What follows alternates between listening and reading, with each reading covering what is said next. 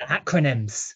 The Oh, acronym. we all love Alphabet an soup. acronym, don't we, in this sector? And the EU in particular is especially fond of the acronyms.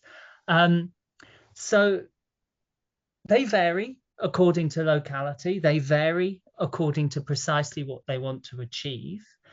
But the one thing that is in common across them is providing a mechanism, a framework, a language which corporates can talk about their sustainability impact. So some of them are more about the reporting.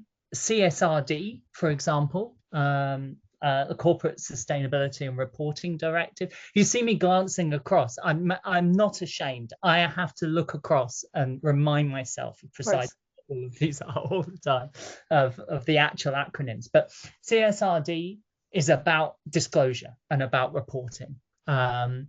Whereas you have the other big European one is the CSDDD, CSDDD, which is more about changing the culture, changing behaviors.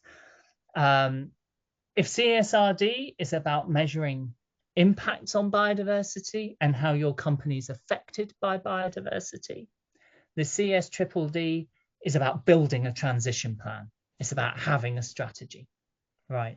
So there are differences in how much money and turnover is required to have to do one framework versus the other. But if you want to boil it down, it is reporting and it is building a culture of change.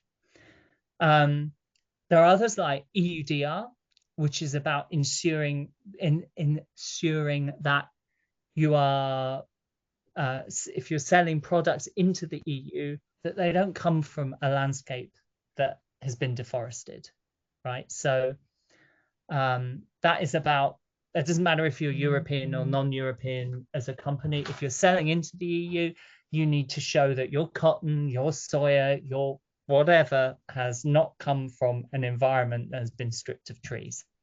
So that these regulations, it's easy to think and use the term regulatory burden. I think that's kind of a language that we use, but actually they're tools. They're there to make us think about what corporates want to achieve.